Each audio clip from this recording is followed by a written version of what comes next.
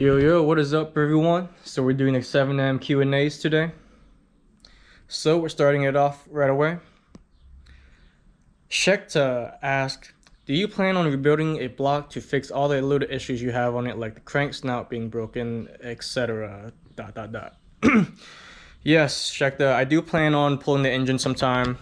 All the things I'm doing to the 7M at the moment is just testing out parts, seeing if I like it or not, seeing if it's worth it. Like for the Y-scope pistons, for example, the Y-scope pistons I put in it weren't really the original pistons that I wanted. It was just another forged piston that was, you know, for a cheaper deal, I guess. And I was just seeing if it works out and see if it works. And yeah, the pulley crank is broken. I do gotta get that fixed, and I'm gonna have to pull the motor to get that thing welded to take it off at least easier. But right now it's holding on. There's actually a lot of things I gotta do to it. I'm just starting off parts just to see how much it can handle, and I blew up the T61 already, and T67 is soon about to go out. I do plan on rebuilding the block to fix all the little issues. All the little gasket leak. I do know there is a cam leak from the intake cam seals, and I think that's the only leak, like the major leak. But yeah, it's still a lot more to do though. And FWJXCY asks, is there easy to maintain the car? The way I've built my 7M, I've made it easier. So I got rid of the fuel feed dampener bypass. In case you guys don't know, the 7M has a fuel feed that's a hard line metal, and it has to bend a certain way to get to, you know, fit. And that was a lot of a headache. I got rid of that, so if I do need to pull the engine, I can just pull that off and don't have to worry about the hardline dampener. Maintenance for the oil filter, I clocked my oil filter. So if you guys have touched the 7M, there's like a pin for the oil filter where it sits a certain way. I took it, well, I mean, I didn't take it off, but I pretty much took it off the pin and just clocked it and just tightened it down. So for example, there's my oil filter. You can see how it's kind of clocked this way instead of pointing straight down that way. So I have it pointing more towards the front so it's easier to get to. And I got rid of the coiler packs. So now I have IS300 coils, which works a lot nicer and it's a lot easier to work with. And yeah, spark plugs is easier to get to. Like all the things that are maintained are pretty easy to get to, at least the way I've made it. Yeah, it's pretty easy maintenance, I'd say. All right, next question.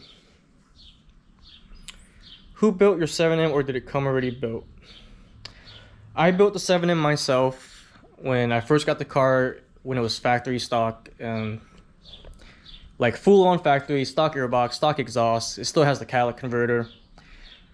I slowly started modifying it, and eventually it came down to the point where I have to build the internals, especially when I melted the pistons, especially when I've just been breaking a lot of parts here and there, or at least going over the top. But yeah, it's fully built, 272 cams, BC coiler. I mean, yeah, it has BC coilovers, but BC cams, 272. I believe it should be Brian Crower springs.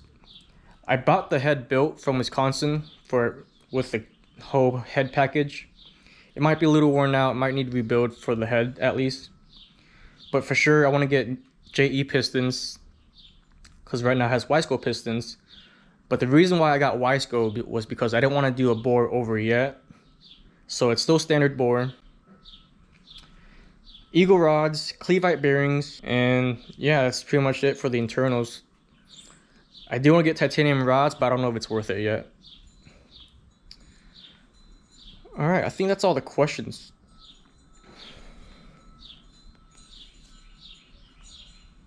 Yeah, and then looks like Shekta has been following up with me so far, and yeah, I appreciate it, Shekta.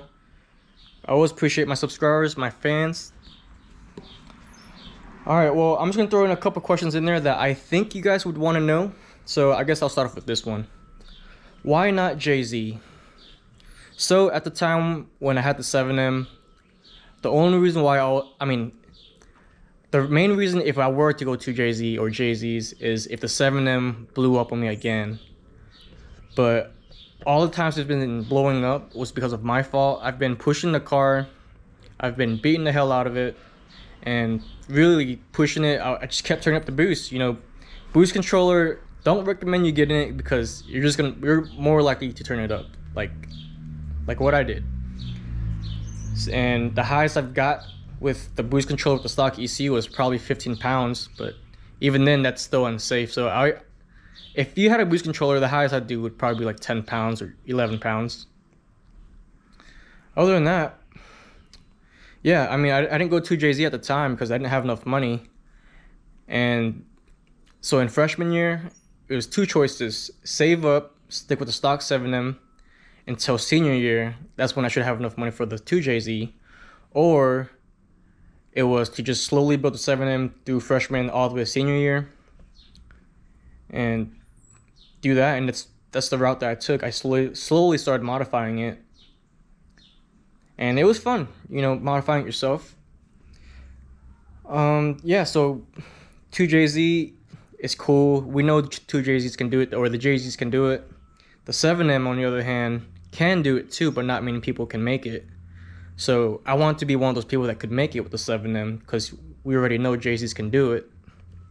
But yeah, JZs are good engines. They're pretty easy to work with. Like for the GS, for example, it's pretty easy to take apart. Another question that I'm going to throw in there is, has anyone ever mistaken your car for anything else? And yes, I remember the first time. It was just like years ago, sophomore year probably, at a gas station, cruising out with some friends, and this guy thought my car was a 240SX, but he really thought it was a 240SX. And I remembered, I've never heard anyone call a car like something else. And him calling the Supra a 240SX had me so shocked that I just didn't know what to say. I was going to tell him, but it was just some random stranger, you know. So I've had someone thought my car was a 240SX, and someone thought my car was an FC. And another time at a different gas station, some dude thought my car was a NSX. I mean, I wouldn't blame him. He saw the front of the car. This is when I had acro wheels. That's why that dude thought it was an NSX. Yeah. What's another question throw in there? Oh yeah, there was someone that said something. He said, "What's the best mod you've ever done to the 7M?" Sorry, I missed you. This was by. What's the best thing you've ever done to the Supra? Zypher asked. Sorry, I accidentally scrolled through your question. The best thing I've done to the Supra would definitely have to be the standalone ECU Masters Black. So when I first got the standalone ECU Masters Black, this is way before they had plug and play. So I did all the wiring myself, pinned every single pin on the ECU to the wires, to the wire harness of the 7M. It was a struggle at first, but luckily ECU Masters headquarters were able to help me with what wires were missing, and it was just only 2 wires, which was the ground and the CPS trigger. But yeah, I mean, that was the original first thing I wanted to do, was do a standalone. But at the time, it was pretty expensive, and I didn't know if it was worth it at the time yet. But I mean, yeah, that's probably the best thing, because after you get a standalone, you can control your tuning, you can set your RPM whatever you want, you can add launch control, you can add anti-lag. Pretty much, you're freeing up the engine to tune it to its max potential. So that'd probably be the best thing for me, at least. Should we throw another question? Oh yeah, so I got this car from my brother. I got it when it was blown up. It actually had a spun bearing, so it would knock after 2500 RPM. And eventually it blew up. We rebuilt the motor. And slowly from stock to the way it is today. All right, I think that's all the questions now. There wasn't really too many questions. If I were to dream swap this thing, what would I swap it if I had a chance? Not many people know this, but if I were to swap my Supra, it would have to be the RB26. That ever since Too Fast, Too Furious, the sound of that Skyline was beautiful. It sounded aggressive and calm. It had that tone that I really value. The 7M almost has the same thing. It's just the 7M's a little bit deeper, I want to say. The 1JZ is pretty close to the RB, but the 1J has just a little bit too high of a pitch for me, you know? But they do sound pretty good. I mean, they all sound good.